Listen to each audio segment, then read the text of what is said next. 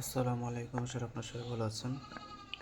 আজকে আমি নিয়ে আসলাম কাল হাজির করা। এটা কাল হাজির করা, এগুলো সাধন করা যায়। তো আমি সাধনটাও খোলাসা করব এবং এটা দিয়ে আপনি জিন ভূতকে হাজির করতে পারবেন, নগদে প্রমাণ পাবেন। এগুলো কোনো সাধারণ বিদ্যা না, আর আমি সাধারণ বিদ্যা দিতেওছি না। এগুলো সব আমার ওস্তাদি বিদ্যা। এই যে দেখেন, সব এগুলো ওস্তাদি বিদ্যা।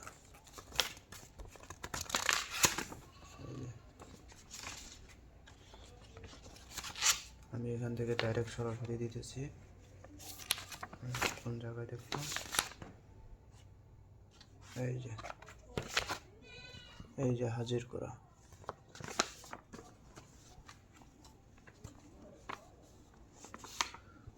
তো এটা দিয়ে যদি আপনারা সাধন করতে চান, মাত্র 7 দিনের সাধন।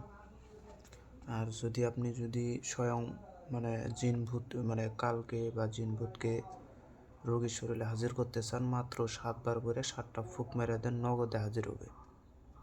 এগুলার বিদ্যা ভাই সাধারণ বিদ্যা না, জপ করলেই বোঝা যায় এগুলোর ভিতরে কি আছে। এগুলো হিন্দু মুসলমান উভয় মিক্স। এখানে বেশিরভাগই মন্ত্র হিন্দু মুসলমান উভয় মিক্স মন্ত্র। এগুলো আমার উস্তাদের দেওয়া, এখানে অনেকগুলাই আছে। উনি লিখে লিখে দিয়েছিল অনেক আগের। আমি মনে করছিলাম যে এগুলো হারায় গেছে, তো পরবর্তীতে পাইছে আবার।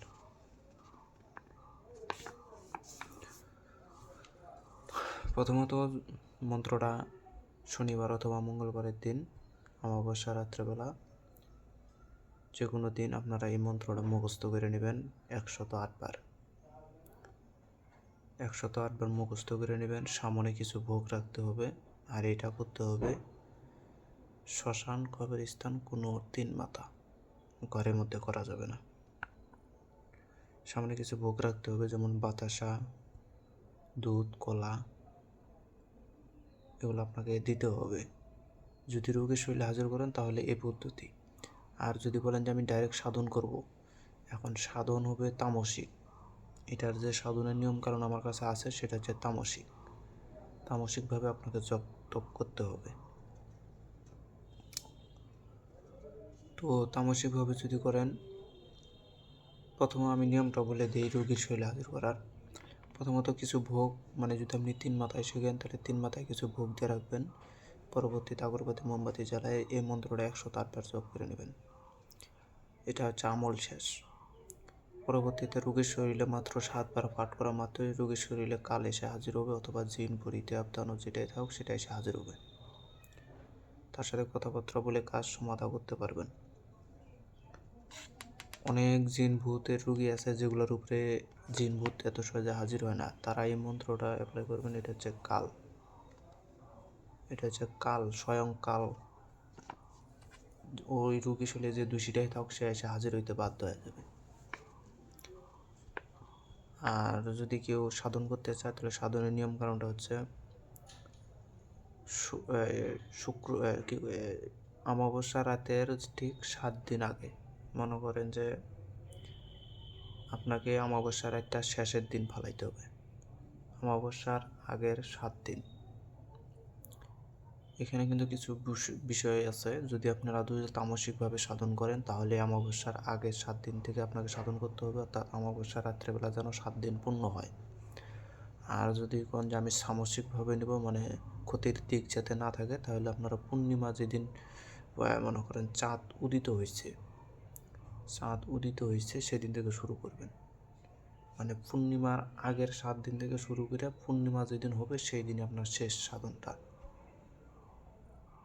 এটা হচ্ছে কিছু ভাগ বিষয় আছে। ক্ষতির দিক এর জন্য হয় না, ক্ষতির দিক আমরা নিজেই টেনে নিয়ে আসি, এর জন্য হয়। তামসিকভাবে করলে আর কি আপনার সর্বকাজে সে সহযোগিতা করবে, খারাপ যত কাজ থাক করবে। কিন্তু কাজ যদি সামসিকভাবে করেন তাহলে সে খারাপ কাজ করবে না, সে শুধু ভালো কাজ করবে। এই হচ্ছে বিষয়। তো এই সাধনটা শুরু করবেন প্রত্যেক দিন। এই মন্ত্রটা, এটা হচ্ছে নিয়ম হচ্ছে প্রত্যেক দিন 700 বার করে আগে জপ করতে হবে। যেমন প্রথম দিন আপনি 700 বার জপ করছেন, দ্বিতীয় দিন 600 বার করবেন, তৃতীয় দিনে করবেন হচ্ছে 500 বার, চতুর্থ দিনে করবেন হচ্ছে 400 বার। এভাবে আর কি আপনাকে 7 দিনের দিন 108 বার জপ হবে বা 100 বার জপ হবে। প্রথম দিন 700, তারপর থেকে খালি 100 করে কমতে কমতে শেষের দিন 100 হবে, মানে অমাবস্যা রাত্রেবেলা 100 হবে বা পূর্ণিমা রাত্রে 100 হবে। 100 যখন জপ করে ফেল দেবেন তৎক্ষণাৎ আপনার শরীরে আপনার কিন্তু এটা কিন্তু যেদিন 2 দিন পার হয়ে যাবেন তারপরে কিন্তু আলামত শুরু হয়ে যাবে ঘরের ভিতরে। আর এই সাধন করতে গেলে আপনাদের শ্মশান, কবরস্থান, ফাঁকা কোনো ময়দান, ফাঁকা কোনো ঘরে, আমরা অনেকেই আছি পাশাপাশি ঘরের ভিতরে সাধন করি। এইসব সাধন করলে কিন্তু সাধনের ক্ষতির দিকটা বেশি থাকবে এবং সাধন নাও হবার সম্ভাবনা বেশি। এগুলো একাকিত্ব জায়গায় করতে হবে। তো এইভাবে যখন করবেন শেষের দিন স্বয়ং কাল উপস্থিত হবে। এর 2 দিন আগে থেকে আপনি কিন্তু আলামত পাবেন। আলামত পেয়ে কিন্তু কেউ ডরাবেন না। কাল আসলে পরে কিন্তু ভয়ঙ্কর রূপে আসে। দেখবেন যে ছাদ মাছ সব উড়ে আলাইতেছে, কিন্তু মানে বাহ্যিকভাবে দেখবেন সব কিছুই ঠিক আছে, তৎক্ষণাৎ আপনার সাথে এগুলো হবে।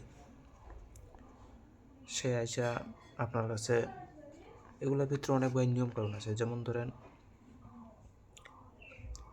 অনেক কিছু রাখতে হয়, পানি রাখতে হয়, তারপরে মাংস রাখতে হয় তামসিকভাবে, মাংস টাংস ভোগ বিলাতি। আর যদি সামসিকভাবে করেন তাহলে দুধ, কলা, মিষ্টি এগুলা রাখতে হয়। আর তামসিকভাবে কিছু নিয়মকানুন উপকরণ আছে যেগুলো রাখতে হবে, কারণ তামসিকভাবে যখন জপ করবেন সে এসে খাদ্য চাইতে চায় বা অনেক সময় সাধকের রক্তও খাইতে চায়। তৎক্ষণাৎ ছুরি দিয়া বা সুই দিয়া নিজের হাত কাইটে রক্ত তাকে দিতে হয়। এগুলোর নিয়ম কারণ মেলা আছে। আর সামসিকভাবে আসলে পরে সে কিন্তু কখনোই আপনার রক্ত চাবে না, বরং সেদিক দিয়ে একটু পরীক্ষা টরীক্ষা নিতে পারে, কিন্তু কঠিন কোনো বিষয় না। তো মন্ত্রটা আমি বলতেছি শুনেন। মন্ত্রটা অনেক পুরাতন মন্ত্র, এগুলা আমি ধীরে ধীরে বলতেছি শুনেন। এটা কাল কাল নিরঞ্জন তোর নাম জ্যোতি, ফটিকের তনিত কালো তোর উৎপত্তি,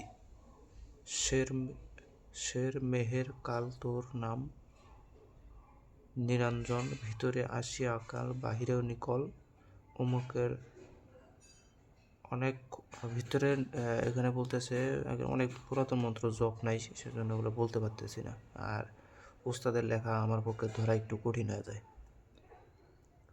আবারও বলতেছি, কাল কাল কাল কাল নিরঞ্জন তোর নাম জ্যোতি, ফটিকের তরিত কাল তোর উৎপত্তি, শের মেহের কাল তোর নাম নিরঞ্জন, ভিতরে আসিয়া কাল বাহিরে নিকল অনেকক্ষণ খেলা কর। এখানে কিন্তু একটু ভাগ হবে, অনেকক্ষণ খেলা কল তুলা রাশির গায়ে। এখানে যদি আপনারা রোগী শৈলে হাজির করতে চান তাহলে এভাবে বলতে পারবেন যে অনেকক্ষণ খেলা কর অমুকের গায়ে, যদি না আসিব চলিয়া আল্লাহ মোহাম্মদের দোহাই লাগে বেরেয়া। এই হচ্ছে মন্ত্র। আর যখন সাধন করবেন তখন এখানে একটু পরিবর্তন হবে যে অনেকক্ষণ খেলা কর আমার এই আসনে আসিয়া, যদি নাই আসিব চলিয়া আল্লাহ মোহাম্মদের দোহাই লাগে বেরেয়া। এভাবে আপনাকে বলতে হবে, ছোট্ট মন্ত্র এটা।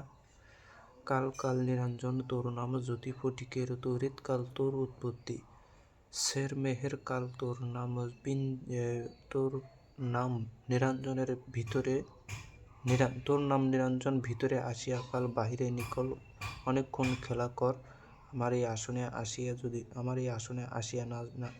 এই আসনে যদি না আসিব চলিয়া আল্লাহ মোহাম্মদের দোহাই লাগে বেরেয়া। এই হচ্ছে মন্ত্র। এটা হচ্ছে সাধনও বললাম, নিয়মকানুনও বললাম। সাধন বলতে গেলে ভিডিও 20-30 মিনিট হয়ে যাবে পূর্ণাঙ্গভাবে যদি খোলাসা করে বলা যায়, তো অত কিছু বলার প্রয়োজন নাই, শর্টকাটে বলছি। বুঝলে বুঝ পাতা, না বুঝলে তেজপাতা, চিনলে জরি না চিনলে জংলার খড়ি। যে মন্ত্র চিনে সে মন্ত্র খুঁজেই বেড়ায়, সে মন্ত্র দেখলে বুঝতে পারবে যেগুলো মন্ত্র। আর সাথে আমি আরেকটা মন্ত্র দিতেছি, দেখেন এখান থেকেই দিতেছি। এটা হচ্ছে জুল জালালু, মন্ত্রটা পড়তেছি শুনেন। জুল জালালু শিবে এ নাম জপে, এ নাম এ নাম জপনে জমপুরি কাবে। জুল্লে জালালুহু সাত আসমান সাত জমিনে নাশ হয় টান হাকে হুঙ্কার শুনিয়া জিন হাজির হও। আসিয়া সকল কাল চলে কালিয়া চলে এসমে জালাল।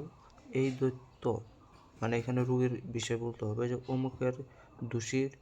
অমুকের দোষী বা দৈত্য ধরিতে চলো সকাল কথা পাবে তথা চল দৈত্য ধরি তুই আকাশ পাতাল চল। এটাতে দু তিনটা কাজ হয়। আবারও বলতেছি,